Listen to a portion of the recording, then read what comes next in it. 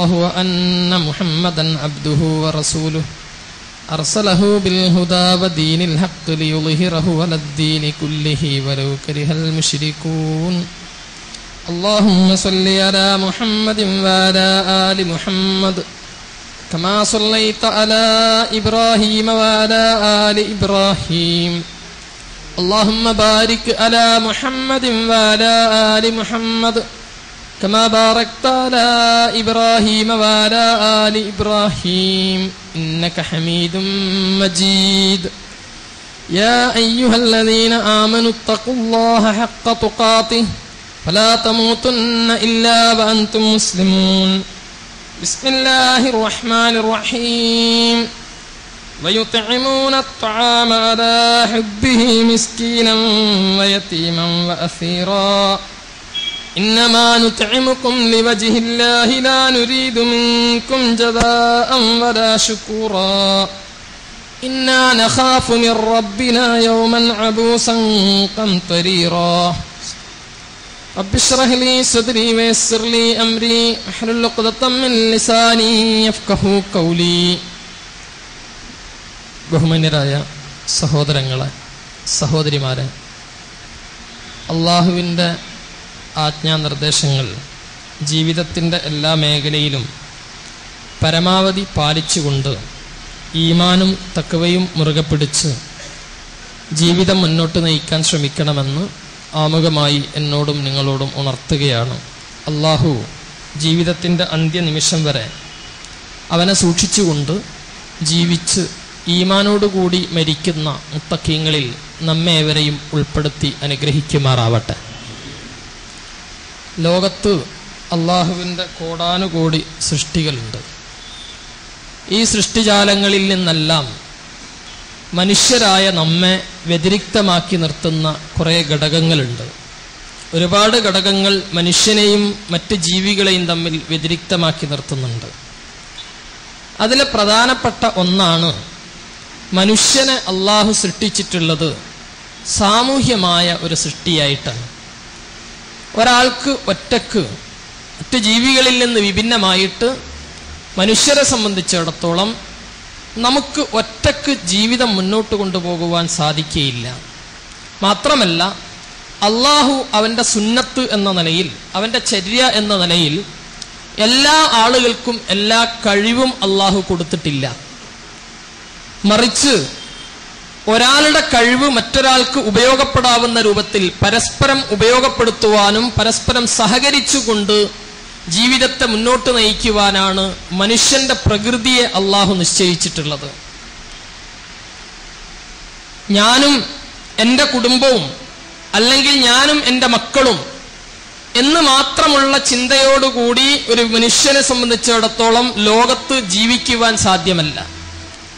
എനിക്ക് ആരുടെയും ആശ്രയം വേണ്ട, ആരുടെയും സഹായം വേണ്ട, ഞാൻ ഒറ്റക്കാണ്, എൻ്റെ കാര്യങ്ങളൊക്കെ ചെയ്യാൻ എനിക്ക് സ്വന്തമായിട്ട് കഴിയും എന്ന് ആരും അഹങ്കരിക്കരുത്. മറിച്ച് ലോകത്തുള്ള മറ്റ് മനുഷ്യരുടെ, സഹജീവികളുടെ സഹായത്തോടെയും സഹകരണത്തോടും കൂടിയാണ് മനുഷ്യന് ജീവിക്കുവാൻ സാധിക്കുന്നത്.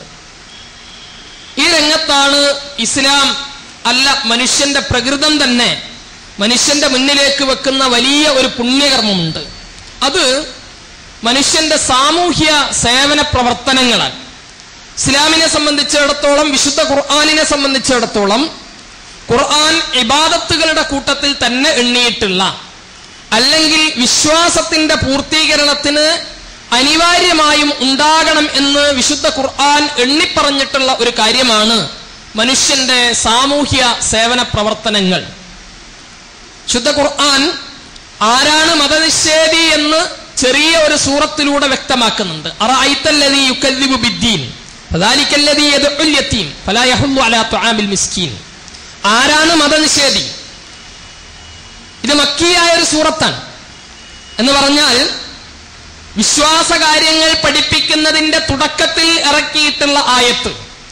ഈ ആയത്തിൽ അള്ളാഹു വിശദീകരിക്കുന്ന ഒരു കാര്യം, മതനിഷേധം എന്താണെന്ന് ചോദിച്ചാൽ അള്ളാഹുവിനെ നിഷേധിക്കലും പടച്ചതമ്പുരാന്റെ ഖുദ്റത്തിനെയും അള്ളാഹുവിന്റെ ഉലൂഹിയത്തിനെയും റുബൂബിയത്തിനെയും ഒക്കെ നിഷേധിക്കുന്നതൊക്കെ മതനിഷേധമായതുപോലെ തന്നെ നിന്റെ നാട്ടിൽ ജീവിക്കുന്ന ഒരു യതീമായ ഒരു കുട്ടി, ദരിദ്രനായ ഒരു യതീം കുട്ടി, അല്ലെങ്കിൽ മിസ്കീനായ വളരെ പാവപ്പെട്ട ഒരു മനുഷ്യന്റെ നന്മക്ക് വേണ്ടി അവന് അന്നം കണ്ടെത്തുന്നതിന് നീ പരിശ്രമിക്കുന്നില്ല എങ്കിൽ അതിന്റെ അർത്ഥം നീ മതനിഷേധിയാണ്, മതത്തിന്റെ വിശ്വാസം നിന്റെ ഉള്ളിലേക്ക് കടന്നിട്ടില്ല എന്നാണ് അതിന്റെ അർത്ഥം. ശുദ്ധ ഖുർആൻ അള്ളാഹു നൽകിയിട്ടുള്ള കുറെ അനുഗ്രഹങ്ങളെ കുറിച്ച് എടുത്തു പറഞ്ഞു. അലം നജഅൽ ലഹു ഐനൈൻ വലിസാനം വശഫത്തൈൻ, മനുഷ്യന് 2 കണ്ണും അതുപോലെ തന്നെ നാവും ചുണ്ടുമൊക്കെ നൽകിയില്ലേ? ഈ അനുഗ്രഹങ്ങളൊക്കെ നൽകിയിട്ട് ഈ അനുഗ്രഹത്തിന്റെ നന്ദി കാണിക്കേണ്ട രൂപത്തെക്കുറിച്ച് ഖുർആൻ സൂചിപ്പിക്കുന്നുണ്ട്. ഫലക്തഹമൽ അഖബ, ആ മലമ്പാത കടന്നിട്ടില്ല, തള്ളിക്കടന്നിട്ടില്ല. എന്താണ് മലമ്പാത? എന്താണ് പടച്ച തമ്പുരാൻ തന്നിട്ടുള്ള അനുഗ്രഹത്തിന്റെ നന്ദിയുടെ ഭാഗമെന്ന് ഖുർആൻ സൂചിപ്പിക്കുന്നത്? നീ ദാരിദ്ര്യമുള്ള ദിവസത്തിൽ പട്ടിണിപ്പാവങ്ങൾക്ക് ഭക്ഷണം എത്തിച്ചു കൊടുക്കണം, അതുപോലെ തന്നെ യതീം കുട്ടികൾക്ക് സഹായം ചെയ്യണം, അകന്ന ബന്ധുക്കൾക്ക് സഹായം ചെയ്യണം. എന്താണിത്? ഇത് മനുഷ്യനെ സംബന്ധിച്ചിടത്തോളം മനുഷ്യന് അള്ളാഹുവിനുള്ള വിശ്വാസം പൂർത്തിയാകണമെങ്കിൽ അവൻ സാമൂഹ്യ സേവന പ്രവർത്തനങ്ങളിൽ ഏർപ്പെടണം. 2, മനുഷ്യന് അള്ളാഹു നൽകിയിട്ടുള്ള അനുഗ്രഹങ്ങൾക്ക് അവൻ നന്ദി കാണിച്ചു എന്ന് സായുജ്യമടയണമെങ്കിൽ ഇബാദത്തുകളോടൊപ്പം തന്നെ ആ മനുഷ്യർക്കുള്ള സമൂഹത്തിനുള്ള സേവന പ്രവർത്തനങ്ങളിൽ ഇവനുണ്ടാവണം. ആരാണ് നല്ലവൻ? നമ്മളൊക്കെ ചില മനുഷ്യന്മാരെ കുറിച്ചൊക്കെ പറയാറുണ്ട്. ചില ആളുകളൊക്കെ മരിച്ചാൽ അയാൾ നല്ല മനുഷ്യനാണ്. എന്തേ? അയാൾ ആരുടെ ഒരു നന്മക്കുണ്ടാവില്ല, തിന്മക്കുണ്ടാവില്ല. അയാളെ കാര്യം നോക്കി അങ്ങനെ പോകും. അയാൾ നല്ല മനുഷ്യനാണ്. എന്താ ഈ പറയുന്നത്? ഇയാൾ എന്തിനാ ദുനിയാവിൽ ജീവിച്ചത്? ഇയാൾ എങ്ങനെ നല്ല മനുഷ്യനാവുന്നത്? ഒരു വിശ്വാസി നല്ല മനുഷ്യനാകണമെങ്കിൽ അങ്ങനെ ആവാൻ പാടില്ല. ഞാൻ ആമുഖമായി സൂചിപ്പിച്ചല്ലോ. ഞാനും എന്റെ കുടുംബവും എന്റെ മക്കളും എന്റെ കെട്ടിയോളും, അതിനപ്പുറത്ത് യാതൊരു ചിന്തയില്ല. രാവിലെ ഞാൻ എന്റെ ഓഫീസിലേക്ക് പോകുന്നു, ജോലി ചെയ്യുന്നു, തിരിച്ചു പോകുന്നു, എന്റെ കുടുംബവും അങ്ങനെ കഴിഞ്ഞുകൂടുന്നു. ഇതൊരു വിശ്വാസിക്ക് ഭൂഷണമല്ല. ഭൂഷണമല്ല എന്ന് പറയാൻ കാരണം നബി സല്ലല്ലാഹു അലൈഹി വസല്ലമയോട് ഖദീജ ബീവി റളിയല്ലാഹു അൻഹ പറയുന്ന ഒരു സംഗതിയുണ്ട്. റസൂലുള്ളാഹി സല്ലല്ലാഹു അലൈഹി വസല്ലം ആ നുബുവത്ത് കിട്ടിയിട്ട് വഹി കിട്ടിയ ആദ്യത്തെ ദിവസം നമുക്കൊക്കെ അറിയില്ല, ചരിത്രം പഠിച്ചവരാ. ഹിറാ ഗുഹയിൽ നിന്ന് ജിബ്രീൽ അലൈഹിസ്സലാം വന്ന് ഇഖ്റ ബിസ്മിയുടെ ഒന്നാമത്തെ സന്ദേശം കൊടുത്തു. സന്ദേശം കൊടുത്തപ്പോ പേടിച്ച് വറച്ച് റസൂലുള്ളാഹി സ്വല്ലല്ലാഹു അലൈഹി വസല്ലമ പനി പിടിച്ചവനായിട്ട് വീട്ടിലേക്ക് കയറി വരുന്നുണ്ട്. അപ്പോ ഖദീജ ബീവി റളിയല്ലാഹു അൻഹ എന്ന് പറയുന്ന കുടുംബം, ഭാര്യ ഭർത്താവിനോട് പറയുന്ന ഒരു കാര്യമുണ്ട്: നിങ്ങളെ അള്ളാഹു കൈവെടിയുകയില്ല, നിങ്ങളെ അള്ളാഹു സഹായിക്കാതിരിക്കില്ല. കൃത്യമായി നമ്മൾ മനസ്സിലാക്കുക. എന്തുകൊണ്ട് പ്രവാചകനെ അള്ളാഹു സഹായിക്കുമെന്ന് കുടുംബത്തിന് ബോധമുണ്ട്. എന്തുകൊണ്ട് ഭാര്യക്ക് അങ്ങനെ ഒരു ബോധമുണ്ടായി? എന്നിട്ട് കാരണം പറയുന്നുണ്ട്. നിങ്ങള് കുടുംബബന്ധം ചേർക്കുന്നതാണ്. ഇന്നക ലതസിലുർ റഹ്മ, കുടുംബബന്ധം ചേർക്കുന്ന ആളാണ്. വതഹ്മിലുൽ കല്ല, പ്രയാസം അനുഭവിക്കുന്നവന്റെ പ്രയാസം ഏറ്റെടുക്കുന്നവനാണ്. പിന്നെ ഭക്ഷണമില്ലാത്തവന് ഭക്ഷണം എത്തിച്ചു കൊടുക്കുന്നയാളാണ്. വസ്ത്രമില്ലാത്തവർക്ക് വസ്ത്രം എത്തിച്ചു കൊടുക്കുന്ന ആളാണ്. അതുകൊണ്ട് നിങ്ങളെ അള്ളാഹു കൈവെടിയുകയില്ല എന്ന് പറഞ്ഞാൽ, എന്നെ പടച്ച തമ്പുരാൻ കൈവിടില്ല എന്ന് എനിക്കൊരു നിർണായകമായ ഘട്ടത്തിൽ എനിക്കൊരു മനസ്സിന് ഉറപ്പുണ്ടാവാൻ, എന്റെ കുടുംബത്തിനൊരു ഉറപ്പുണ്ടാകാൻ പടച്ചവൻ കൽപ്പിച്ചിട്ടുള്ള ഒരു കാര്യമാണ്. നിങ്ങൾ സമൂഹത്തിൽ ഇറങ്ങി പ്രവർത്തിക്കണം, സമൂഹത്തിന്റെ നന്മക്ക് വേണ്ടി പ്രവർത്തിക്കണം. എങ്കിലേ അള്ളാഹുവിന്റെ ഔന്, അള്ളാഹുവിന്റെ സഹായം നിങ്ങൾക്കുണ്ടാകൂ. അതാണല്ലോ റസൂലുള്ളാഹി സല്ലല്ലാഹു അലൈഹി വസല്ലമ പറഞ്ഞൊരു കാര്യമുണ്ട്. ഏതെങ്കിലും ഒരു മനുഷ്യൻ തന്റെ സഹോദരന് വേണ്ടിയിട്ടുള്ള ഒരു സേവനത്തിലാണെങ്കിൽ അള്ളാഹു അവന് വേണ്ടിയിട്ടുള്ള സേവനത്തിലായിരിക്കും. കോഴിക്കോട് ബീച്ച് ആശുപത്രിയിൽ പാവപ്പെട്ട രോഗികളുണ്ട്, ഭക്ഷണം കിട്ടാത്ത, മരുന്ന് കിട്ടാത്ത ആളുകൾ. ഈ മരുന്ന് കിട്ടാത്ത ആളുകൾക്ക്, ഭക്ഷണം കിട്ടാത്ത ആളുകൾക്ക് ഭക്ഷണം എത്തിച്ചു കൊടുക്കാൻ ശ്രമിക്കുന്ന ഒരു ചെറുപ്പക്കാരനെ സംബന്ധിച്ചിടത്തോളം മനസ്സിനൊരു സായുജ്യമടയാൻ സാധിക്കും. എന്ത്? ഞാൻ ഈ കഷ്ടപ്പെടുമ്പോഴൊക്കെ അള്ളാഹു എന്റെ കഷ്ടപ്പാട് തീർക്കാൻ എന്റെ കൂടെ ഉണ്ട്. ഇതാണ് നബി സല്ലല്ലാഹു അലൈഹി വസല്ലമ പഠിപ്പിച്ചത്. എന്ന് പറഞ്ഞാൽ മനുഷ്യൻ തന്റെ കുടുംബത്തിലും തന്റെ വ്യക്തി ജീവിതത്തിലും മാത്രം പരിമിതമാക്കി നിർത്തേണ്ടവനല്ല ഒരു വിശ്വാസി. ആ വിശ്വാസി സമൂഹത്തിൽ ഇറങ്ങി പ്രവർത്തിക്കേണ്ടവനാണ്. ഇത് കൃത്യമായിട്ട് നമ്മൾ മനസ്സിലാക്കുക. ഇനി സാമൂഹ്യ സേവന പ്രവർത്തനങ്ങൾ, സാമൂഹ്യക്ഷേമ പ്രവർത്തനങ്ങൾ എന്നതിന് ഇസ്ലാം ചില മാനദണ്ഡങ്ങൾ കണക്കാക്കുന്നുണ്ട്. ഒന്നാമത്തേത്, സാമൂഹ്യക്ഷേമ പ്രവർത്തനങ്ങൾ അത് സത്യസന്ധമായിരിക്കണം, സത്യസന്ധമായതായിരിക്കണം. അതിന്റെ മാർഗവും ലക്ഷ്യവും നന്നായിരിക്കണം. പലപ്പോഴും നമ്മുടെ നാട്ടിൽ നിന്നുണ്ടാകുന്നത് സാമൂഹ്യക്ഷേമ പ്രവർത്തനം എന്ന് പറയുന്നത് പലതിന്റെയും മറയായിട്ട് ഉപയോഗപ്പെടുത്തുകയാണ്. പലതിനുമുള്ള മറയാണ് പലപ്പോഴും നമ്മുടെ നാട്ടിലെ സാമൂഹ്യക്ഷേമ പ്രവർത്തനങ്ങൾ. ഇവിടെ ഒന്ന് ആലോചിക്കാനുള്ളത്, കൃത്യമായും സത്യസന്ധമായും ഉള്ളതായിരിക്കണം മനുഷ്യന്റെ സാമൂഹ്യ സേവന പ്രവർത്തനങ്ങളും നന്മയുടെ പ്രവർത്തനങ്ങളും ഒക്കെ. നിങ്ങൾ ആലോചിച്ച് നോക്കൂ, യത്തീംഖാനകൾ നടത്താറുണ്ട്. യത്തീംഖാന നടത്തുന്നത് പുണ്യകരമായ ഒരു കർമ്മമാണ് എന്ന് മാത്രമല്ല അനുഗ്രഹിക്കപ്പെടുന്ന ആളുകളാണ് അവര് എന്ന് മാത്രമല്ല റസൂലുള്ളാഹി സ്വല്ലല്ലാഹു അലൈഹി വസല്ലമ പറഞ്ഞത്, അതിനു വേണ്ടി രംഗത്തിറങ്ങുന്ന മനുഷ്യർ അവനും അനവകാഫിലുൽ യതീമി ഹക്കദാ ഫിൽ ജന്ന, ഞാനും യതീമിനെ സംരക്ഷിക്കുന്ന ആളുകളും ഇതുപോലെയാണ്, ഈ രണ്ട് വിരലുകൾ അടുത്തതുപോലെ സ്വർഗത്തിൽ അടുത്തിരിക്കും. ഇത് റസൂലുള്ളാഹി സ്വല്ലല്ലാഹു അലൈഹി വസല്ലമ പറഞ്ഞതാ. പക്ഷേ അതിന്റെ ലക്ഷ്യവും മാർഗവും ഒന്നാകണ്ടേ. യത്തീംഖാനയിൽ പാർപ്പിക്കുന്നു ആരെ? കുറെ യത്തീം കുട്ടികളെയും യത്തീമല്ലാത്ത കുറെ കുട്ടികളെയും താമസിപ്പിക്കുന്നു. എന്നിട്ട് കളക്ഷൻ എടുക്കുന്ന എന്തിനാ? യത്തീം കുട്ടികൾക്ക്. നടത്തുന്ന എന്താ? വേറെ കുറെ സ്ഥാപനങ്ങൾ. ഇത് നമ്മുടെ നാട്ടിലുള്ള ഒരു സാമൂഹ്യ സേവന പ്രവർത്തനത്തിന്റെ രൂപമാണ്. ഇതിനെങ്ങനെയാണ് ഇസ്ലാമികമായിട്ട് ന്യായീകരിക്കാൻ കഴിയുക? നിങ്ങൾ ആലോചിച്ച് നോക്കൂ. ലക്ഷ്യവും മാർഗവും ഒന്നായിരിക്കണം, നന്നായിരിക്കണം. ഞാൻ ഏതൊരു മാർഗത്തിലൂടെയാണോ ഇതിനിറങ്ങുന്നത്, ആ ഇറങ്ങുന്നതിൽ ഞാൻ സ്വീകരിക്കുന്ന മാർഗം മുഴുവനും സത്യസന്ധമായതാണെങ്കിലേ ആ സാമൂഹ്യ സേവന പ്രവർത്തനത്തിന് പടച്ചതമ്പുരാന്റെ അടുക്കല് വിലയുണ്ടാവുള്ളൂ. അല്ലാത്തത് നിലനിൽക്കുകയില്ല. നിങ്ങൾ ആലോചിച്ചു, നമ്മുടെ നാട്ടിൽ നിന്ന് നമ്മുടെ സർക്കാർ ഒരു സാമൂഹ്യ സേവന പ്രവർത്തനം നടത്തുന്നുണ്ട്. മനുഷ്യനെ പറ്റിക്കാൻ വേണ്ടിയിട്ടുള്ള സാമൂഹ്യ സേവന പ്രവർത്തനം. കാരുണ്യ ലോട്ടറി കേട്ടിട്ടുണ്ടാവുമല്ലോ ഒരുപാട്. എന്തിനാണ്? നിർധനരായ രോഗികൾക്ക് സഹായം ചെയ്യാൻ വേണ്ടിയിട്ട് ലോട്ടറി ടിക്കറ്റ് വിറ്റ് അതിന്റെ ലാഭം കൊണ്ട് ഹാർട്ട് രോഗികൾക്ക്, കിഡ്നി പേഷ്യൻസിന് സഹായം കൊടുക്കുന്നു. ഇത് സത്യത്തിൽ സാമൂഹ്യ സേവന പ്രവർത്തനമാണോ അല്ല വല്ല ലാഭം ഉണ്ടാക്കാനുള്ള പരിപാടിയോ? 100% മനുഷ്യരെ പറ്റിക്കലാണ്. ഒരു ഭാഗത്ത് ഹാർട്ട് ഓപ്പറേഷന് വേണ്ടിയിട്ട് ഒരാൾക്ക് 1 ലക്ഷം കിട്ടുമ്പോൾ മറുഭാഗത്ത് നമ്മൾ കാണുന്നത് ആയിരക്കണക്കിന് കുടുംബങ്ങൾ ഈ ചൂതാട്ടത്തിൽ ഏർപ്പെട്ടിട്ട് വീട്ടിലേക്ക് അന്നവുമായിട്ട് ഭക്ഷണവുമായിട്ട് എത്തേണ്ട പിതാവ് ഈ ലോട്ടറി ടിക്കറ്റ് വെച്ച് എത്തുന്ന രംഗാണ് കാണാൻ സാധിക്കുന്നത്. ഒരിക്കലും സത്യസന്ധമല്ലാത്ത മാർഗത്തിലൂടെ ഒരു സമൂഹത്തെ രക്ഷപ്പെടുത്താൻ സാധിക്കില്ല. ദാരിദ്ര്യത്തിൽ നിന്ന് രക്ഷപ്പെടുത്താൻ കഴിയില്ല. ചരിത്രം അതിന് സാക്ഷിയാണ്, വർത്തമാനകാല സംഭവങ്ങൾ അതിന് സാക്ഷിയാണ്. നോക്കൂ, നബി സല്ലല്ലാഹു അലൈഹി വസല്ലമയോട് ഖുർആൻ കൽപ്പിച്ച, ഇസ്ലാം കൽപ്പിച്ച വലിയൊരു സാമൂഹ്യ സേവന പ്രവർത്തനം ഉണ്ട്. വിശ്വാസത്തിന്റെ ഭാഗമായി, ഇസ്ലാം കാര്യത്തിന്റെ ഭാഗമായിട്ട്. അതാണ് സക്കാത്ത്. സക്കാത്ത് സത്യത്തില് ഒരു ഇബാദത്ത് എന്നതിനേക്കാൾ അപ്പുറത്ത് ഒരു സാമൂഹ്യ സേവന പ്രവർത്തനം കൂടിയാണ്. എന്ന് പറഞ്ഞാൽ നാട്ടിലുള്ള പട്ടിണിപ്പാവങ്ങളെ മുഴുവനും രക്ഷപ്പെടുത്തണം. ആരും പട്ടിണി കിടക്കാൻ പാടില്ല.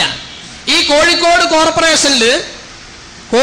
കോർപ്പറേഷൻ പരിസരത്ത് ഇവിടെയുള്ള മുസ്ലിമീങ്ങളൊക്കെയും സക്കാത്ത് വളരെ കൃത്യമായിട്ട് വ്യവസ്ഥാപിതമായിട്ട് സക്കാത്ത് സമ്പ്രദായം നടപ്പിൽ വരുത്തിയാൽ 10 വർഷം കൊണ്ട് ഉറപ്പിച്ച് പറയാം, കോഴിക്കോട് കോർപ്പറേഷൻ പരിസരത്ത് ഒരൊറ്റ ദരിദ്രനും ഉണ്ടാവില്ല. അത്ര വലിയൊരു നിങ്ങള് റിലീഫ് പ്രവർത്തനം വേണ്ട, റിലീഫ് സെല്ല് വേണ്ട, ഒന്നും വേണ്ട. എല്ലാ മുസ്ലിമീങ്ങളും ഒന്നിച്ച് സക്കാത്ത് വ്യവസ്ഥാപിതമായിട്ട് ഒരു നേതൃത്വത്തിന്റെ കീഴിൽ കൊടുത്താൽ മതി. ഞാൻ വെറുതെ പറയല്ല.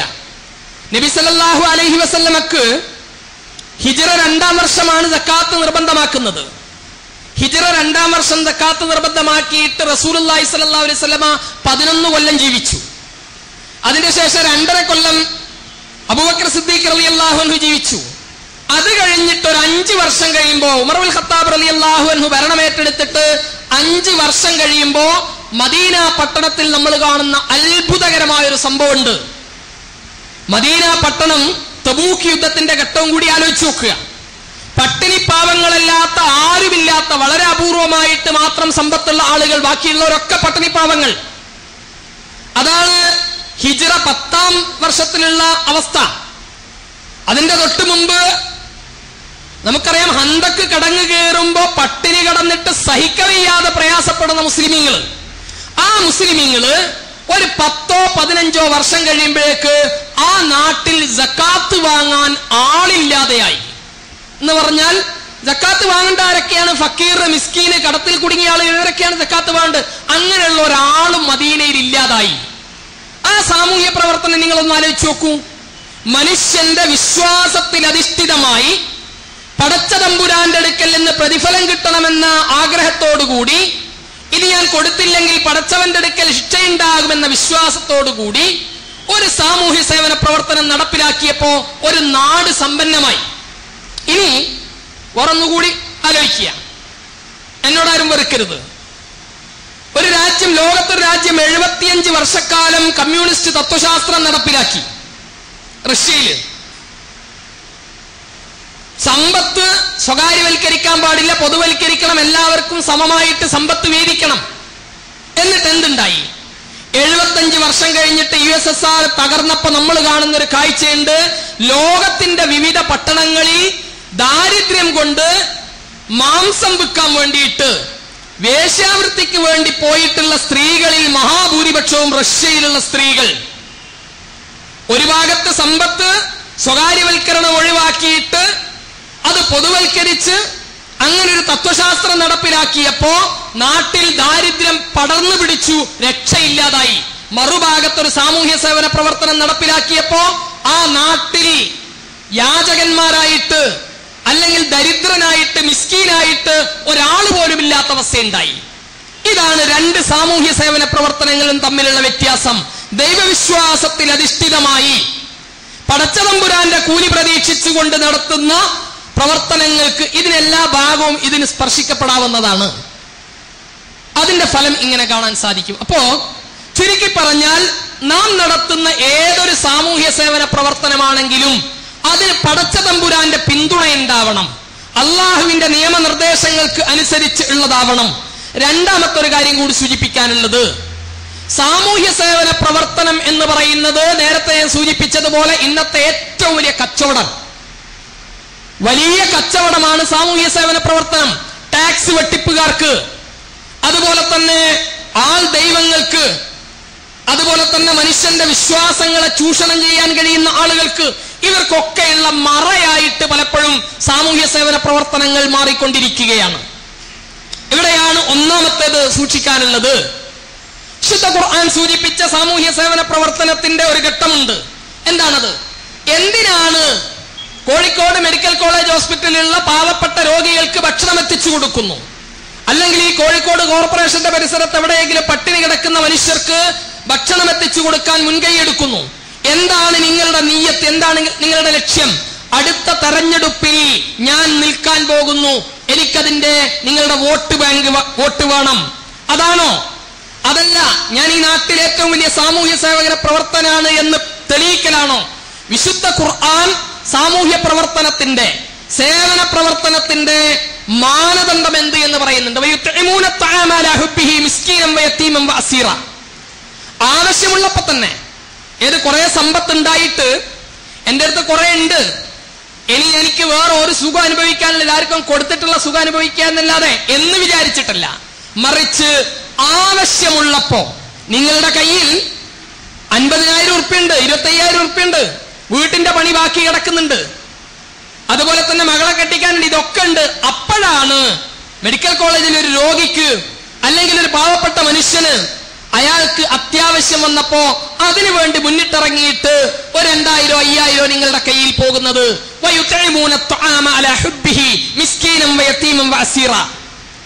യതീമുകൾക്ക്, മിസ്കീന്മാർക്ക്, അതുപോലെ തന്നെ പാവങ്ങൾക്ക് വേണ്ടിയിട്ട് ആവശ്യമുള്ളപ്പോ ചെലവഴിക്കുന്നത്. എന്നിട്ടോ എന്തിനാണ് സാമൂഹ്യ സേവന പ്രവർത്തനത്തിൽ ഏർപ്പെടേണ്ടത്? അള്ളാഹുവിന്റെ വജ്ഹിനെ കാംക്ഷിച്ചുകൊണ്ടാണ്. ഞങ്ങള് ഇതുകൊണ്ട് എന്തെങ്കിലും തരത്തിലുള്ള ഒരു നന്ദി വാക്ക്, എന്തെങ്കിലും തരത്തിലുള്ള ഒരു പ്രത്യുപകാരം ഇതുകൊണ്ട് ഉദ്ദേശിക്കുന്നില്ല, മറിച്ച് അള്ളാഹുവിന്റെ വജ്ഹിനെ മാത്രം കാംക്ഷിച്ചുകൊണ്ട്, ദൈവത്തിന്റെ പടച്ചതമ്പുരാന്റെ പ്രീതി മാത്രം കാംക്ഷിച്ചുകൊണ്ട് ചെയ്യുന്ന സാമൂഹ്യ സേവന പ്രവർത്തനം, അതിനെയാണ് പ്രശംസിക്കപ്പെടേണ്ടത്. നബി സല്ലല്ലാഹു അലൈഹി വസല്ലമയോട് നിങ്ങൾ ആലോചിച്ച് നോക്കുക. നബിയോട് നമസ്കാരത്തെ കുറിച്ച് കൽപ്പിക്കുന്നതിന്റെ മുമ്പ്, സക്കാത്തിനെ കുറിച്ചും നോമ്പിനെ കുറിച്ചും ഒക്കെ കൽപ്പിക്കുന്നതിന്റെ മുമ്പ് ശുദ്ധ ഖുർആൻ കൊടുക്കുന്ന ഒരു കൽപ്പനയുണ്ട് സൂറത്ത് മുസമ്മില്. വലാ തംനുൻ തസ്തക്സിർ, നീ സേവന പ്രവർത്തനം നടത്തുന്നത് തിരിച്ച് എന്തെങ്കിലും കിട്ടാൻ വേണ്ടിയാവരുത്.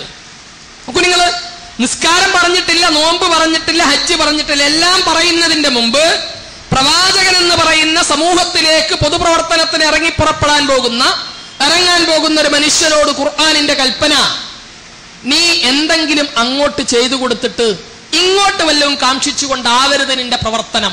ഒന്നാമത്തെ പാഠം പഠിപ്പിച്ചത് അതാണ്. എന്ന് പറഞ്ഞാൽ തിരിച്ച് പ്രത്യുപകാരം പ്രതീക്ഷിച്ചോ ചൂഷണത്തിന് വേണ്ടിയോ ഏതെങ്കിലും തരത്തിലുള്ള രാഷ്ട്രീയമായ ലാഭത്തിന് വേണ്ടിയോ ആവരുത്. പെയിൻ ആൻഡ് പാലിയേറ്റീവ് പ്രവർത്തനങ്ങൾ, അതുപോലെ തന്നെ ആതുര ശുശ്രൂഷ സേവന രംഗത്തുള്ള പ്രവർത്തനങ്ങൾ, എന്റെ രാഷ്ട്രീയ പാർട്ടിക്ക് വേണ്ടി, എന്റെ രാഷ്ട്രീയ പാർട്ടിക്ക് നാളെ വോട്ട് ബാങ്കാക്കിയിട്ട് ഇവരെ മാറ്റാമെന്ന് വിചാരിച്ചിട്ട് ഏതെങ്കിലും മുസ്ലിം അതിൽ പങ്കെടുക്കുന്നുവെങ്കിൽ, ഏതെങ്കിലും മുസ്ലിങ്ങൾ അതിനുവേണ്ടി പ്രവർത്തിക്കുന്നുവെങ്കിൽ നാം ഒന്ന് മനസ്സിലാക്കുക, വിശുദ്ധ ഖുർആനിന്റെ പ്രഖ്യാപനം നിങ്ങൾ ചെയ്യേണ്ടത് അങ്ങനെയല്ല, മറിച്ച് അള്ളാഹുവിന്റെ വജ്ഹിനെ മാത്രം കാംക്ഷിച്ചുകൊണ്ടായിരിക്കണം. 2, സാമൂഹ്യ സേവന പ്രവർത്തനം ഞാൻ നേരത്തെ സൂചിപ്പിച്ചതുപോലെ മനുഷ്യരെ അടിമകളാക്കി വെക്കാനുള്ള മാർഗമായിട്ട് ഇന്ന് മാറിക്കൊണ്ടിരിക്കുന്നു. വിശ്വാസരംഗത്തുള്ള ചൂഷണത്തിന് എന്താണ്, എല്ലാത്തിൽ നിന്നും ഇവരെ മുക്തരാ. മതരംഗത്ത് പ്രവർത്തിക്കുന്ന പലരും, മത സംഘടനകളിൽ പ്രവർത്തിക്കുന്ന പലരും എല്ലാറ്റിൽ നിന്നും മുക്തരാ. എന്ത് തോന്നിവാസം ചെയ്താലും, എന്തൊക്കെ വൃത്തികേടുകൾ ചെയ്താലും സർക്കാർ അതിന് നടപടിയെടുക്കില്ല, പോലീസ് അതിന് നടപടിയെടുക്കില്ല. പിന്നെ ഇതൊക്കെ മതത്തിന്റെ ഭാഗമാണ്. എന്താ കാരണം? ഇവരൊക്കെ കുറെ സാമൂഹ്യ സേവന പ്രവർത്തനം നടത്തുന്നുണ്ട്, ഇവരൊക്കെ കുറച്ച് സേവന പ്രവർത്തനങ്ങൾ നടത്തുന്നുണ്ട്. ഈ സേവന പ്രവർത്തനം എന്ന് പറയുന്നത് മനുഷ്യന്റെ മനസ്സിനെ, മനുഷ്യന്റെ വിശ്വാസത്തെ, മനുഷ്യന്റെ സമ്പത്തിനെ ചൂഷണം ചെയ്യാനുള്ളതാണെങ്കിൽ അത് ഏറ്റവും വലിയ ക്രൂരതയായിരിക്കും. ശുദ്ധ ഖുർആൻ ഇത്തരം ആളുകളെ കുറിച്ച് സൂചിപ്പിക്കുന്ന ഒരു കാര്യമുണ്ട്. ഇന്ന കസീറൻ മിനൽ അഖ്ബാരി വർ-റഹ്ബാൻ യഅകുലൂന അംവാലൻ നാസ ബിൽ ബാത്തിൽ വയസുദ്ദൂന അൻ സബീലില്ലാ. നിങ്ങൾക്ക് ഞാൻ വീടെടുത്തു തരാം, നിങ്ങൾക്ക് ഞങ്ങൾ സ്കൂൾ ഉണ്ടാക്കി തരാം, നിങ്ങൾക്ക് ഞങ്ങൾ സ്ഥാപനം ഉണ്ടാക്കി തരാം, പകരം എന്ത് വേണം? ഞങ്ങളെ ആരാധിക്കണം, അല്ലെങ്കിൽ ഞങ്ങളിൽ ദൈവത്തിന്റെ അംശമുണ്ട് എന്ന് വിശ്വസിക്കണം എന്ന് പറയുന്ന രൂപത്തിൽ ധാരാളം പണ്ഡിതന്മാരും ധാരാളം പുരോഹിതന്മാരും മതരംഗത്ത് പ്രവർത്തിക്കുന്ന ആളുകളും മനുഷ്യരുടെ സമ്പത്ത് അന്യായമായി തിന്നുന്ന അവസ്ഥയുണ്ടാകുമെന്ന് വിശുദ്ധ ഖുർആൻ മുന്നറിയിപ്പ് നൽകുന്നു. സൂചിപ്പിച്ചത് മനുഷ്യന്റെ ആത്മീയതയെ, മനുഷ്യന്റെ വിശ്വാസത്തെ, അള്ളാഹുവുമായിട്ടുള്ള ബന്ധത്തെ ചൂഷണം ചെയ്യാൻ സാമൂഹ്യ സേവന പ്രവർത്തനം ഉപയോഗപ്പെടുത്തരുത് എന്ന് പറഞ്ഞാൽ, നബി സല്ലല്ലാഹു അലൈഹി വസല്ലമയോട് ഖുർആൻ ആദ്യം പറഞ്ഞ കൽപ്പന സൂചിപ്പിച്ചത് അതുകൊണ്ടാണ്.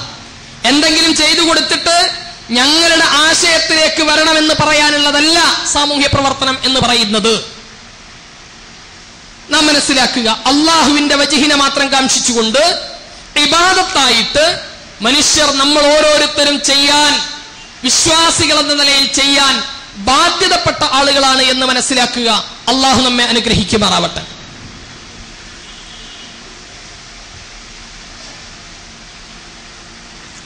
അൽഹംദുലില്ലാഹ് الذي هدانا لهذا وما كنا لنهتدي لولا أن هدانا الله وصلى الله على نبينا محمد وعلى آله وصحبه أجمعين أيها الناس أوصيكم ثانيا بتقوى الله. മാന്യ സഹോദരി സഹോദരങ്ങൾ, അള്ളാഹുവിൻ്റെ വിധിവിലക്കുകൾ അനുസരിക്കണമെന്നും പടച്ചതമ്പുരാന് തക്കവയുള്ളവരായി ജീവിതം മുന്നോട്ട് നയിക്കാൻ ശ്രമിക്കണമെന്നും ഒരിക്കൽ കൂടി എന്നോടും നിങ്ങളോടും ഉണർത്തുകയാകും. അള്ളാഹു തക്കവയോടുകൂടി ജീവിക്കുവാനും ഈമാനോടുകൂടി മരിക്കുവാനും നമ്മെ ഏവരെയും അനുഗ്രഹിക്കുമാറാവട്ടെ. മഹാനായ പ്രവാചകൻ സല്ലല്ലാഹു അലൈഹി വസല്ലമയുടെ ഒരു മുന്നറിയിപ്പ്, ചില മുന്നറിയിപ്പുകളുണ്ട്. റസൂലുള്ളാഹിന്റെ ചില വചനങ്ങൾ വായിച്ചാൽ അത് ഇന്നലെ ആരോ പറഞ്ഞതാണോ എന്ന് തോന്നിപ്പോകും. അത്തരത്തിൽ മനുഷ്യർക്ക് അനുഭവിച്ചു കൊണ്ടിരിക്കുന്ന ചില കാര്യങ്ങൾ ഹദീസുകളിൽ കാണാറുണ്ട്. അതിൽപ്പെട്ടൊന്നാണ് സുദീർഘമായൊരു ഹദീസ് ഉണ്ട്. ഇദത്തുഹിദൽ ഫൈഅ ദിവല വൽ അമാനത്തു മൻഅമൻ വൽ സകാത്തു മഗ്റമൻ. പൊതു സമ്പത്ത് അന്യായമായിട്ട് കൈകാര്യം ചെയ്യപ്പെടുന്ന അവസ്ഥ നിങ്ങൾ കണ്ടാൽ, അത് സർക്കാരിന്റെ കാശ്, ഗവൺമെന്റിന്റെ പൈസ അന്യായമായിട്ട് അഴിമതിയും സ്വജനപക്ഷപാതവും ഒക്കെ വ്യാപകമായി കണ്ടാൽ, പള്ളികളിൽ പള്ളിക്കമ്മിറ്റി ഭാരവാഹികൾ തമ്മിൽ തർക്കം, സമ്പത്തിന്റെ പേരിൽ സമ്പത്ത് കൈകാര്യം ചെയ്യുന്നതുമായി ബന്ധപ്പെട്ട് തർക്കമുണ്ടായാൽ, മതസംഘടനകളിൽ സമ്പത്ത് കൈകാര്യം ചെയ്യുന്നതിലുണ്ടാകുന്ന കുഴപ്പങ്ങൾ ഉണ്ടാകുമ്പോൾ, അതുപോലെ തന്നെ പരസ്പരം വിശ്വാസ്യത നഷ്ടപ്പെട്ടാൽ, പരസ്പരം അങ്ങോട്ടും ഇങ്ങോട്ടുള്ള അമാനത്ത്, വിശ്വാസ്യത നഷ്ടപ്പെടുന്നൊരവസ്ഥ വന്നാൽ, സകാത്ത് കൊടുക്കാത്തൊരവസ്ഥ വന്നാൽ, ഈ 3 കാര്യങ്ങൾ ആലോചിച്ച് നോക്കുക. ഇന്ന് കാണാത്ത എന്താണ് ഇതിലുള്ളത്? പൊതുസമ്പത്ത് സ്വന്തം തോന്നിയതുപോലെ ഉപയോഗപ്പെടുത്തുന്ന അവസ്ഥയും, അതുപോലെ തന്നെ പരസ്പരമുള്ള വിശ്വാസം നഷ്ടപ്പെടുന്ന അവസ്ഥയും, സകാത്ത് തടഞ്ഞു വെക്കുന്ന അവസ്ഥയും ഉണ്ടായാൽ, എന്നിട്ട് റസൂലുള്ള തുടർന്ന് പറയുന്ന കുറെ കാര്യങ്ങളുണ്ട്. ഒന്ന്, കള്ളുകുടി വ്യാപകമായാൽ, വ്യഭിചാരം വ്യാപകമായാൽ, വിനോദ വർത്തമാനങ്ങൾ വ്യാപകമായാൽ, അതുപോലെ തന്നെ മാതാപിതാക്കളെ ധിക്കരിക്കുന്ന മക്കൾ വ്യാപകമായാൽ, ഇങ്ങനെ കുറെ പറഞ്ഞിട്ട് റസൂലുള്ളാഹി സ്വല്ലല്ലാഹു അലൈഹി വസല്ലമ പറഞ്ഞു, ഇത് ലോകത്ത് നാശം വിതക്കുന്നതാണ് ഈ ഒരു അവസ്ഥ ഉണ്ടായാൽ. നിങ്ങൾ ആലോചിച്ചു നോക്കൂ സഹോദരങ്ങളെ, നമ്മുടെ നാട്ടിൽ ഇപ്പറഞ്ഞതിൽ ഏതാണ് ഇന്ന് പുലരാതെ പോയിട്ടുള്ളത്? കള്ളുകുടി വ്യാപകമാകുന്നു എന്നത് മയക്കുമരുന്നുകളും അതുപോലെ തന്നെ കള്ളിന്റെയും വ്യാപനം നമുക്ക് നിയന്ത്രിക്കാൻ പറ്റാത്ത അത്രയും വ്യാപിച്ചുകൊണ്ടിരിക്കുന്നു എന്നത് എല്ലാവർക്കും അറിയുന്നൊരു കാര്യമാണ്. ഓരോ ദിവസവും നമ്മൾ കേട്ടുകൊണ്ടിരിക്കുന്ന വാർത്തകൾ അത്തരത്തിൽ അപകടകരമായതാണ്. എന്ന് പറഞ്ഞാൽ പ്രായം കുറഞ്ഞുകൊണ്ടിരിക്കുന്നു. മുമ്പൊക്കെ പ്രായമുള്ള ആളുകൾ ഉപയോഗിച്ചിരുന്ന ഇത്തരം അശ്ലീലതകൾ, ഇത്തരം തോന്നിവാസങ്ങളിൽ നിന്ന് ഏർപ്പെടുന്നത് ചെറിയ ചെറിയ കുട്ടികൾ, ചെറുപ്പക്കാർ അതിലേക്ക് ഏർപ്പെട്ടുകൊണ്ടിരിക്കുന്നു. വ്യഭിചാരം വർദ്ധിച്ചുകൊണ്ടിരിക്കുന്നു. അത് ഇന്നൊരു വലിയ പ്രശ്നമല്ലാതായിട്ട് മാറിയിരിക്കുന്നു. സ്കൂളിലെ കുട്ടികൾ, കോളേജിലെ കുട്ടികൾ, ഒരാണും പെണ്ണും അങ്ങനെ ടൗണിലൂടെ ശൃംഗരിച്ച് നടക്കുന്നത് കണ്ടാൽ ഇന്ന് ആരും അതിനൊരു വില കൽപ്പിക്കാറില്ല. പണ്ടൊക്കെ ആണെങ്കിൽ ഈ കോഴിക്കോട്ട് അങ്ങാടിയിലൂടെ എന്റെ നാട്ടിലുള്ള ഒരു പെൺകുട്ടിയും ഒരു ആൺകുട്ടിയും ഒന്നിച്ച് നടക്കുന്നത് കണ്ടാ ഞാൻ വിളിച്ച് ചോദിക്കും, എന്താ മക്കളെ ഇങ്ങനെ പോകാൻ പാടുണ്ടോ? ഇന്നങ്ങനെ ചോദിക്കാനുള്ള മനസ്സ് പോലും നമുക്കില്ല. കാരണം അത്രയേറെ നിസ്സാരമായിരിക്കുന്നു. കുറ്റകൃത്യങ്ങൾ നിസ്സാരവൽക്കരിക്കപ്പെട്ടുകൊണ്ടിരിക്കുന്നു. എല്ലാ രംഗത്തും മനുഷ്യന്റെ ചിന്ത ആസ്വദിക്കണം, അടിച്ചു പൊളിക്കണം എന്നത് മാത്രമായി തീർന്നിരിക്കുന്നു. ചുരുക്കത്തിൽ സാമൂഹ്യമായ തിന്മകൾ മനുഷ്യനെ കാർന്നു തിന്നുകൊണ്ടിരിക്കുന്നു. കുടുംബത്തിലേക്ക്, വ്യക്തിജീവിതത്തിലേക്ക്, സമൂഹത്തിലേക്ക്, എല്ലാത്തിലും ഇത് വ്യാപകമായിക്കൊണ്ടിരിക്കുന്നു. വർഷങ്ങൾക്ക് മുമ്പ് 3 ജില്ലകൾക്ക് ഒരു കുടുംബ കോടതിയാണ് ഉണ്ടായിരുന്നത്. ഇന്ന് ഓരോ ജില്ലക്കും ഈ 2 കുടുംബ കോടതി വേണ്ട അവസ്ഥയിലേക്ക് കുടുംബരംഗത്തെ പ്രശ്നങ്ങൾ അത്രയേറെ മലീമസമായിക്കൊണ്ടിരിക്കുന്നു. ഇത്തരം സന്ദർഭങ്ങളിൽ മഹാനായ റസൂലുള്ളാഹി സ്വല്ലല്ലാഹു അലൈഹി വസല്ലമയുടെ ഒരു മുന്നറിയിപ്പ് കൂടി സൂചിപ്പിക്കട്ടെ. ഇത് കുറെ പറഞ്ഞിട്ട് റസൂലുള്ള പറയുന്ന ഒരു കാര്യമുണ്ട്. ഫന്തളിറു സഫ്ഹൻ വമസ്ഹൻ വസൽസിലതൻ. നിങ്ങൾ തീമയെയും അതുപോലെ തന്നെ വ്യാപകമായ ഭൂമി കുലുക്കത്തെയും പ്രതീക്ഷിക്കണം. വ്യഭിചാരം വ്യാപകമായാൽ, കള്ളുകുടി വ്യാപകമായാൽ, വിനോദ വർത്തമാനങ്ങൾ വ്യാപകമായാൽ, വൃദ്ധസദനങ്ങൾ വ്യാപകമാകേണ്ട അവസ്ഥ വന്നാൽ, ഇങ്ങനെയൊക്കെ വന്നാൽ നിങ്ങൾ തീമഴയെയും അതുപോലെ തന്നെ ഭൂമി കുലുക്കത്തെയും പ്രതീക്ഷിക്കണമെന്ന് മഹാനായ റസൂലുള്ളാഹി സല്ലല്ലാഹു അലൈഹി വസല്ലമ ഈ മുന്നറിയിപ്പ് തന്നിട്ട് മഹാനായ പ്രവാചകൻ തരുന്ന മറ്റൊരു മുന്നറിയിപ്പ് കൂടിയുണ്ട്. കൈഫ അൻതും ഇദാ തഗാ നിസാഉകും വഫസക ശബാബുകും വതറക്തും ജിഹാദകും. കൈഫ അൻതും, എന്തായിരിക്കും ഈ സമൂഹത്തിന്റെ അവസ്ഥ? സർവനാശമായി പോവില്ലേ ഈ സമൂഹം? എന്തായാൽ ഇദാ തഗാ നിസാഉകും, നിങ്ങളുടെ കൂട്ടത്തിലെ സ്ത്രീകള് അഴിഞ്ഞാട്ടക്കാരായി മാറിയാൽ, അവര് നിയന്ത്രണമില്ലാത്തവരായി മാറിയാൽ. ഞാൻ സൂചിപ്പിക്കേണ്ടതില്ല, നമ്മുടെയൊക്കെ നാട്ടില് ഞാനും നിങ്ങളൊക്കെ വേദനയോടുകൂടി കണ്ടുകൊണ്ടിരിക്കുന്നതും അനുഭവിച്ചു കൊണ്ടിരിക്കുന്നതുമായ കാഴ്ചകൾ നാട്ടിൽ ഒരുപാടുണ്ട്. നിങ്ങളുടെ ചെറുപ്പക്കാർ തമ്മാടികളായി മാറിയാൽ, ആരാലും നിയന്ത്രിക്കാൻ സാധിക്കാത്ത, ആർക്കും പിടിച്ചു കെട്ടാൻ സാധിക്കാത്ത അത്രയേറെ തോന്നിവാസത്തിൽ കൂപ്പുകുത്തുന്ന ഒരു അവസ്ഥ നിങ്ങളുടെ ചെറുപ്പക്കാർക്കുണ്ടായാൽ, എന്നിട്ട് ജിഹാദക്കും നിങ്ങൾ മിണ്ടാതിരിക്കുകയും ചെയ്താൽ, നിങ്ങൾ ഇതിനെതിരായിട്ടൊരു വിരലനക്കാൻ പോലും തയ്യാറാവാതിരിക്കുകയും ചെയ്താൽ, സാമൂഹ്യമായ തിന്മകൾ ഒരുപാടുണ്ടാകുന്നു. എന്നിട്ട് പ്രതികരിക്കാൻ ചോരയും നീരുമുള്ള, മജ്ജയും മാംസവുമുള്ള ചെറുപ്പക്കാർ ഒരുപാടുണ്ട്. പക്ഷേ പ്രതികരണശേഷി നഷ്ടപ്പെട്ടു പോയ ജീവച്ഛവങ്ങളായിട്ട് നിങ്ങളുടെ ചെറുപ്പക്കാർ മാറിക്കഴിഞ്ഞാൽ സമൂഹത്തിന് സർവനാശമായിരിക്കുമെന്ന് മഹാനായ റസൂലുള്ളാഹി സല്ലല്ലാഹു അലൈഹി വസല്ലമ. നമ്മൾ പലപ്പോഴും പ്രശ്നങ്ങളെ കുറിച്ച് പറയാറുണ്ട്. നാട്ടിൽ കള്ളൂടി വർദ്ധിക്കുന്നു, തോന്നിവാസങ്ങൾ വർദ്ധിക്കുന്നു.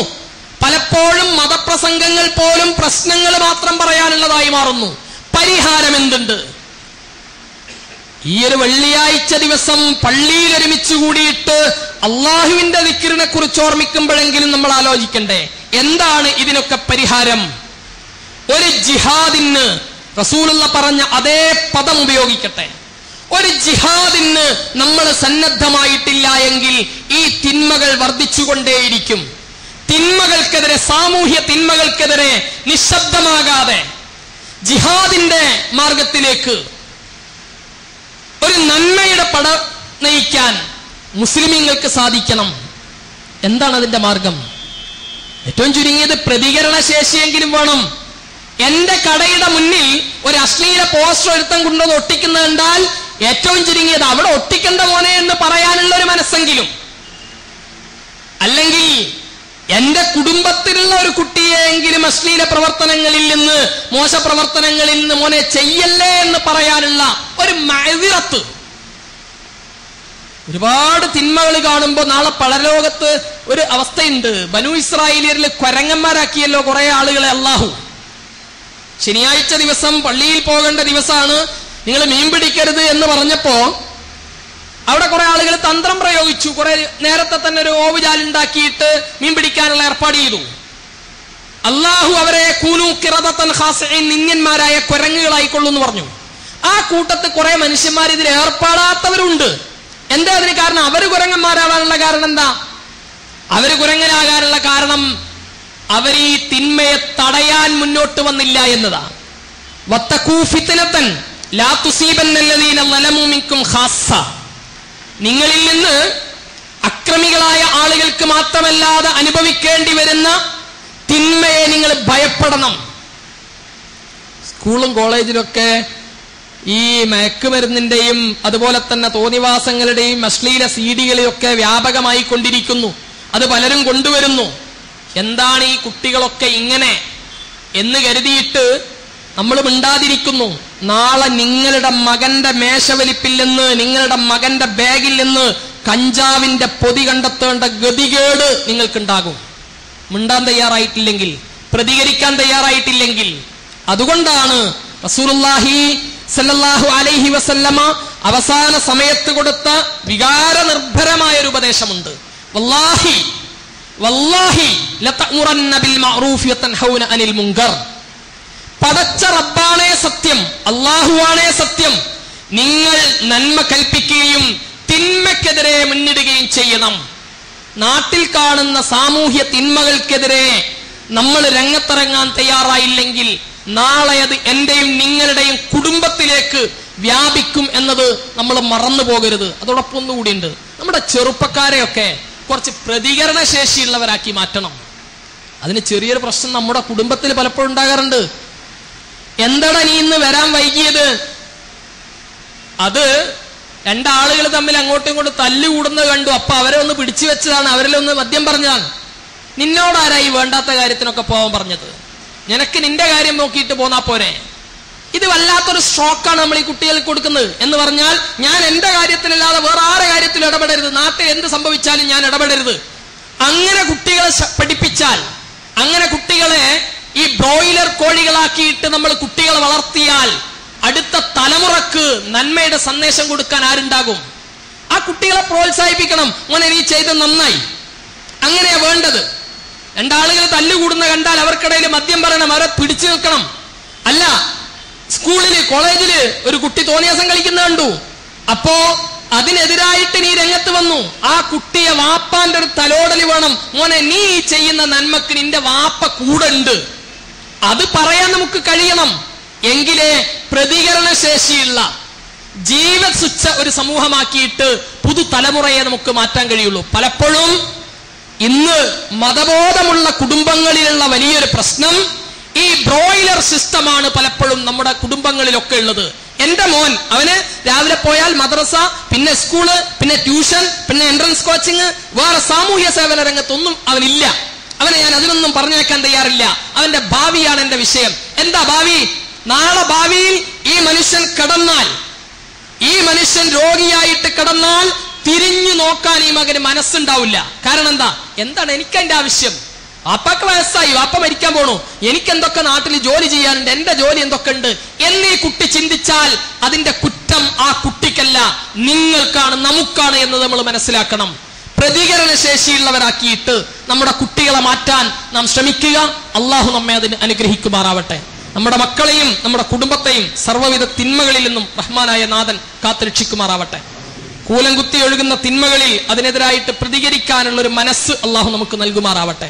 എല്ലാ തിന്മകളിൽ നിന്നും മുക്തരായിട്ട് സാലിഹ്യങ്ങളായിട്ട് ജീവിക്കുവാനുള്ള കരുത്ത് റഹ്മാനായ നാഥ ഞങ്ങൾക്ക് ഇനി നൽകണമേ തമ്പുരാനെ. അള്ളാഹുവെ, ദാരിദ്ര്യം കൊണ്ടും മറ്റും പ്രയാസപ്പെടുന്ന ഒരുപാട് സഹോദരങ്ങളുണ്ട്. നാഥ, അവരുടെ പ്രയാസം നീ പരിഹരിച്ചു കൊടുക്കണേ തമ്പുരാനെ. അള്ളാഹുവെ, രോഗം കൊണ്ട് ബുദ്ധിമുട്ടുന്ന ഒരുപാട് സഹോദരങ്ങൾ, അവരുടെ രോഗം നീ ശിഫയാക്കി കൊടുക്കണേ തമ്പുരാനെ. അള്ളാഹുവെ, ഞങ്ങളുടെ ഭാര്യമാരിലും ഞങ്ങളുടെ സന്താനങ്ങളിലും ഞങ്ങൾക്ക് നീ കൺകുളിർമ പ്രദാനം ചെയ്യണേ തമ്പുരാനെ. റഹ്മാനായ നാഥ, ഞങ്ങളുടെ മാതാപിതാക്കൾ മരിച്ചു പോയവരുണ്ട്. നാഥ, അവരുടെ ഖബർ നീ വിശാലമാക്കി കൊടുക്കണേ തമ്പുരാനെ. അള്ളാഹുവെ, അവരെയും ഞങ്ങളെയും നീ ജന്നാത്തുൽ ഫിർദൗസിൽ ഒരുമിച്ച് കൂട്ടി അനുഗ്രഹിക്കണമേ തമ്പുരാനെ. റഹ്മാനായ നാഥ, നിന്റെ ദീനിന്റെ സേവന രംഗത്ത് പ്രവർത്തിക്കുന്ന ഞങ്ങളുടെ നേതാക്കൾക്ക്, പണ്ഡിതന്മാർക്ക് ദീർഘായുസ്സും ആഫിയത്തും പ്രദാനം ചെയ്യണമേ തമ്പുരാനെ. അള്ളാഹുവെ, മുസ്ലിം ഉമ്മത്തില് ഐക്യവും സാഹോദര്യവും വർദ്ധിപ്പിക്കണമേ തമ്പുരാനെ. അള്ളാഹുവെ, തൗഹീദ് അംഗീകരിക്കുന്ന മനുഷ്യർക്കിടയിൽ ഐക്യവും സാഹോദര്യവും ഉണ്ടാക്കി തരണമേ തമ്പുരാനെ. اللهم اغفر للمؤمنين والمؤمنات والمسلمين والمسلمات الأحياء منهم والأموات إنك مجيب الدعوات يا قاضي الحاجات. ربنا آتنا في الدنيا حسنة وفي الآخرة حسنة وقنا عذاب النار. ربنا تقبل منا إنك أنت السميع العليم وتب علينا إنك أنت التواب الرحيم. آمين برحمتك يا أرحم الراحمين. സഹോദരങ്ങൾ